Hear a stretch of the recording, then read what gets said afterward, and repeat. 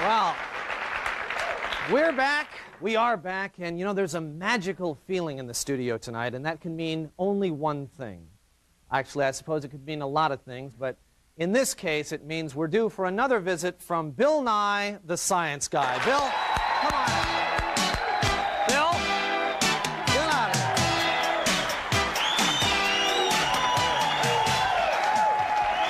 Bill, nice to see you. Nice to be seen, John. Nice to see you, Bill. Had to wait for that audience. They love you out there, Bill. They love you. You know, we've passed out some cards before the audience came in to ask you some science-type questions. You skeptical, all-knowing, and somewhat arrogant fellow. And here we are. Here, we've got one here. Dear Bill, it starts out. Do you think that time travel can ever be scientifically achieved? And if so, what time would in history, past or future, would you most like to visit? This is not Bill Nye the Grammar Guy, but it's Bill Nye the Science Guy. Okay. Well, first of all, John, I mean, just recall your Feynman diagram. Sure. Feynman diagram. Yeah, time travel is no problem at all. I mean, just look, you know, Tipler, if you recall, mathematician, calculated very quickly. You just need 30-kilometer diameter cylinder of lead rotating at several thousand RPM, and there you go, reversing time. Piece of cake. Where would I want to go? Oh, I don't know.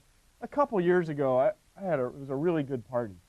I'd like to maybe catch up with. Yeah. Well, okay, Bill, that's exciting. Lead, revolving. There was something having to do with revolving lead there, but let's just. Well, it's just you get enough mass spinning, and time will go backwards. Okay, well, let's get on with the. You've also got some apparatus. Oh yes, John. Now you know we've done That's studies. very We've questioned the almost live audience, reviewed with them what they want, John, and what they want is fire, explosions. That's what they're after, and that's what we've got tonight. Is that what you guys want to see, really? Yeah.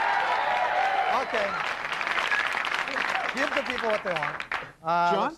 Got a tube of tissue paper. John, before we begin, please, oh my goodness. Oh, yes, I forgot. Just lost my head there. All right. Lucky me. There you go. yeah. Don't you feel better? You look great. Great science, great science fashion accessory. Eat your heart out. Okay. So you've got apparently a tube of tissue paper here that we are now going to light on fire. So we're going to just light on fire. Okay. Now, John, you'll note as the tube burns, as it combusts, it leaves ash. It leaves a tube, a cylinder of ash. The tube has mass as it combusts. Of course, the ash is converted to water vapor going away, and then suddenly, rising from the ashes, the tube, like a phoenix, into the studio sky. Wow, It's just cool, you guys. Come on. There it comes re-entering then. Back down. Oh, and there. And it's been scattered for the studio crew to sweep up. Now, why did it do that, Bill? Well, you see, John, what happens is when you set fire to it, you get a convection current, natural convection in this case, hot air being less dense, rising, and that forms a miniature thermal. So you have this column of rising air, and the tube, when it loses enough mass to combustion, rises up on the thermal. What a trip. Very beautiful. But I see you've got some more exciting looking apparatus here. Let's get on with this because it's got wires and everything. Yeah, it's really cool. And you'll notice they're coiled, and that makes them looks scientific. And one of these old knife switches, which I loved so much as a kid. But what do they, what do you use these for? Well, I asked the guy at the hardware store, what's the deal with those, and he said, well, pretty much we only sell them to people doing science experiments. All right. Well. So that's me. Well, here we are. I don't have a corner on them, but I'm interested. So what are we going to do here? John, ordinary steel wool. Okay. Carbon and iron. And it, as you know, it rusts, it oxidizes. Now what we're going to do is cause it to oxidize very quickly by passing electric current through it. It will heat up, and the oxygen in the air then will confront the metal. Now, there it goes. Just close the switch for a moment. You notice it burns. Now the feature of this material, it just burns and burns. Smolders, it just smolders. Smolders like a couch when you drop a cigarette in it or something like that. And those can go for days, I'll tell you. Were you at that party? All right, so we've got some smoldering, now, John, smoldering that's okay. steel wool I here, like it. We which hook is up. exciting. We hook up the batteries, and it just starts burning. I like that. That's cool. But we can do a little better. What we got there, John? We have the fuel, the steel wool, and we have the spark. Yeah, that's hot, John. That's from the fire. All right. Okay. So. Great. So.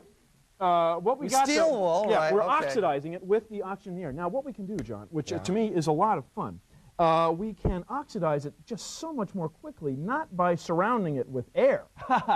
No, but by surrounding it with an atmosphere of pure oxygen. Pure oxygen, which you apparently have over here. In As this a matter of tank. fact, I do. It's funny you should bring it up. What's Okay. smoking? Oh, yeah, the couch. Yeah, okay. Yeah. Okay, That was here we go. Now I have the oxygen containment cylinder right. shown here. Oh, we have a little failure mode in there. I'll be catching up Okay, with well, that just we've quickly. got a very short amount of time here. I know, isn't it always the case? Isn't it always the case? But boy, this better be a big finish, huh? Well, it's going to be cool, yeah. Okay, now, we open this device here. This is a safety device called the pinchcock, a noun that has always kind of given me the creeps. Now, if you listen, the fire extinguisher under control. If you listen here, opening the oxygen valve. Okay. Now, atomic weight of oxygen. Never heard that before. Don't worry about it. Atomic It's weight of squeaking, oxygen. Bill. It's almost out. Atomic weight of oxygen is what? 8. Atomic number is 8, right? Nitrogen 7, so it's very close. Now, the air and oxygen very nearly the same. Sorry about that. Very nearly the same. What's going on here, don't worry Bill? It about it, never John. made that noise in There we go. rehearsal. Yeah, it's just a little. Never oil an oxygen valve, please. Now, Okay.